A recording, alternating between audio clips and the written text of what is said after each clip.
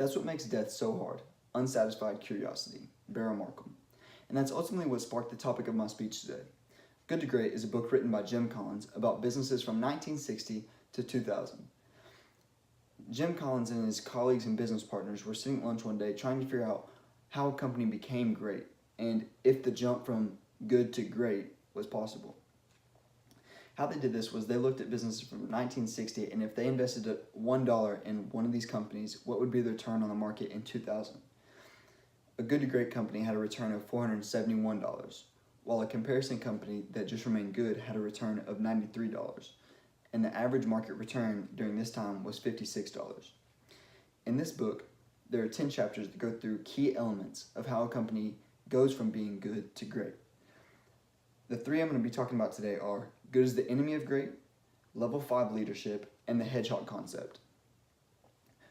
First, to establish a base of what the problem is from good to great and how you have the groundbreaking success to go from good to great, is you need to realize that good is the enemy of great. In the book, they talk about how in the United States we don't have great school systems and we don't have a great government, simply because we have a good school system and a good government. And everybody's satisfied with how things are, and nobody wants to go above and beyond and go to a great school system and a great government.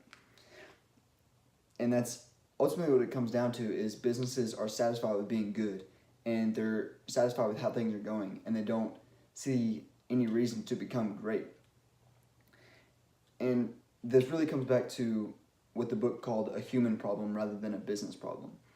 Because outside the business world, it still exists in anything, whether you're doing business or whether you're coloring in a coloring book. The problem of wanting to become great even though you're good is always a problem, and it has to be changed in our minds as humans. And a key element in going from good to great and realizing that good is the enemy of great is your leader. In the next chapter, it talks about level 5 leadership. And although there are multiple levels that you can be successful at, 1, 2, 3, and 4 all enable you to be a good company and a good business, level 5 leadership is the only way to become a great leader. In the book, it talks about how these leaders are characterized in interviews with people that worked for these leaders and in these organizations as being quiet, humble, modest, shy, and self-effacing. And all of those are, according to Forbes.com, very, very crucial in being a great leader. And you can see how it plays out in the book of leaders that are described as being level 1, 2, 3, or 4, and leaders being level 5, and how the companies went in complete opposite directions. Now, it also talks about how these leaders deflect praise and deflect all the good things coming to their organization. When people say, oh, it's because of you, you did this, this, and this leader talks about how it was because of this team and what everybody else has been doing. And at the same time, if something bad happens, he or she takes all the blame and accepts all the criticism and figures out what to do better. Now that we've talked about two basic principles that you have to go from good to great, we're going to look at a concept. And my last point is the hedgehog concept.